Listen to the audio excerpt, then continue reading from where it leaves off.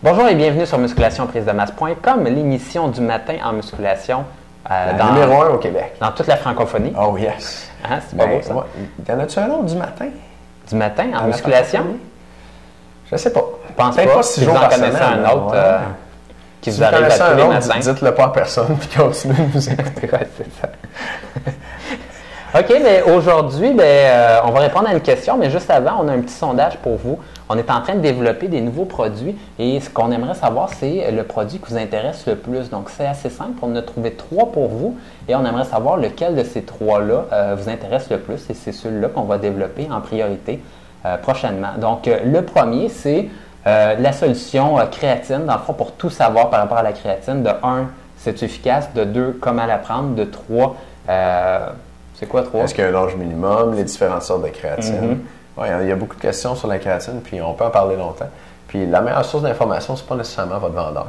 Fait que nous, on n'en vend pas. Fait que ça nous permet de vous dire vraiment ce qu'il y en a. OK. Deuxième truc, c'est au niveau de votre récupération. Donc, on parle souvent de l'entraînement, de la nutrition, mais maintenant, il y a quand même une grosse facette de l'entraînement que c'est votre récupération. Donc, au niveau de votre sommeil, au niveau de votre stress également, il y a des suppléments intéressants au niveau du stress. Il y a des stratégies également pour réduire votre stress. Et si vous êtes moins stressé, vous avez une meilleure récupération durant la nuit, vous allez construire plus de muscles tout simplement. Donc, dites-nous si ça vous intéresse. Numéro 3, c'est un guide, dans le fond, d'entraînement.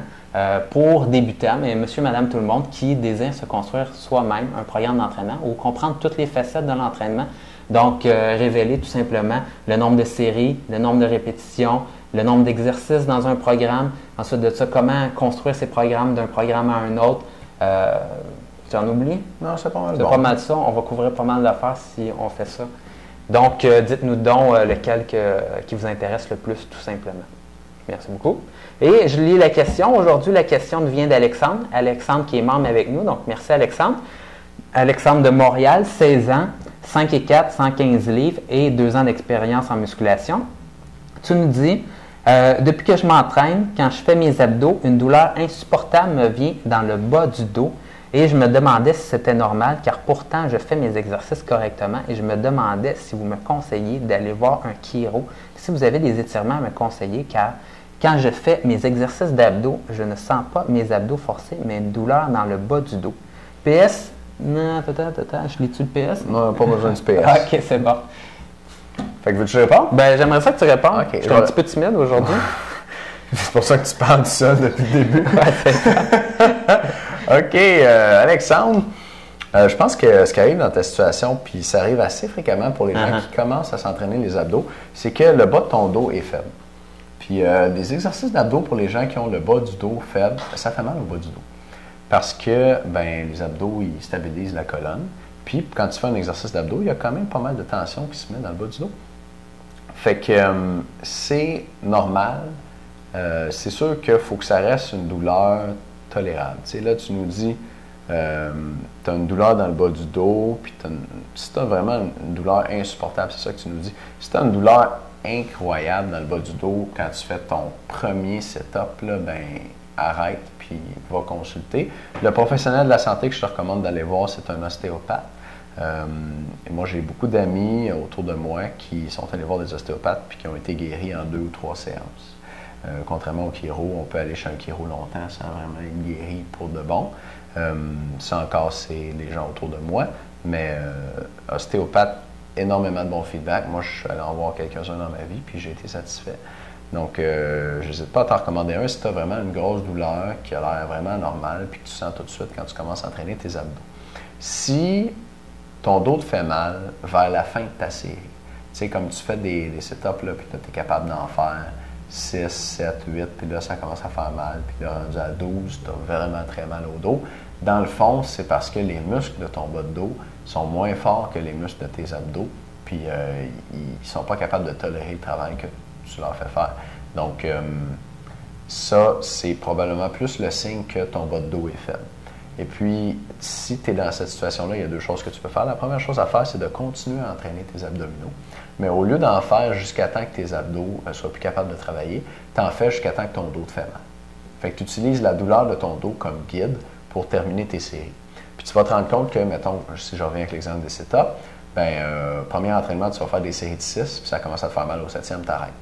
Puis là, deuxième entraînement, tu vas faire des séries de 7. Puis là, tu commences à avoir mal au 8e, tu arrêtes.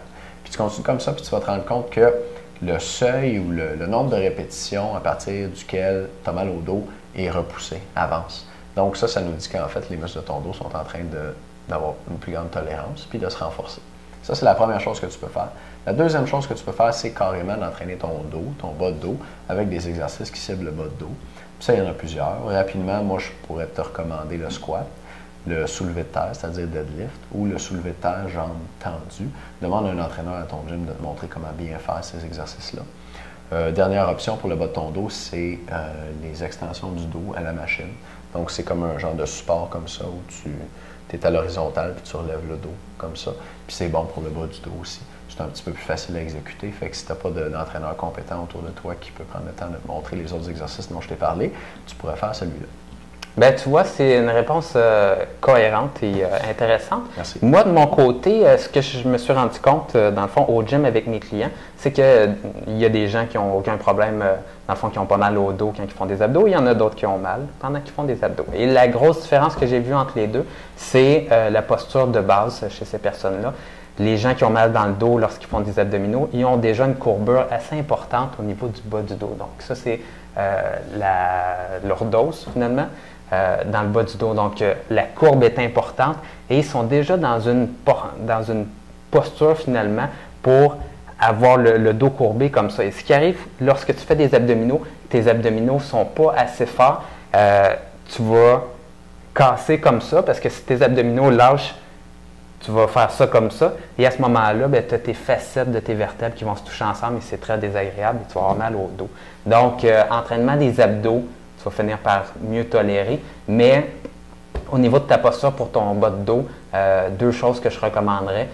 Étirer les fléchisseurs de hanche. Donc, c'est le bon vieux genou au sol. Et après ça, tu recules les épaules vers l'arrière et tu essaies d'étirer vraiment le devant de ta hanche.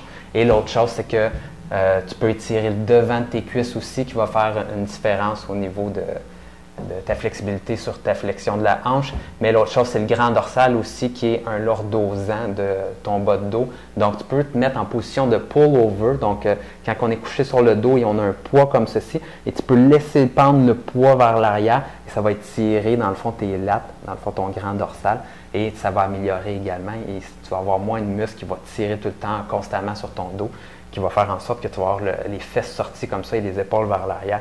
Donc, ça va te mettre avec une meilleure posture. Et d'habitude, ça règle le cas des problèmes de dos durant les abdominaux. Intéressant. Alexandre, j'espère qu'on a bien répondu à ta question. Cette semaine, parlant d'entraînement des abdominaux, on a une vidéo pour vous où on va vous expliquer comment avoir vos abdos en 30 jours et les garder pour la vie.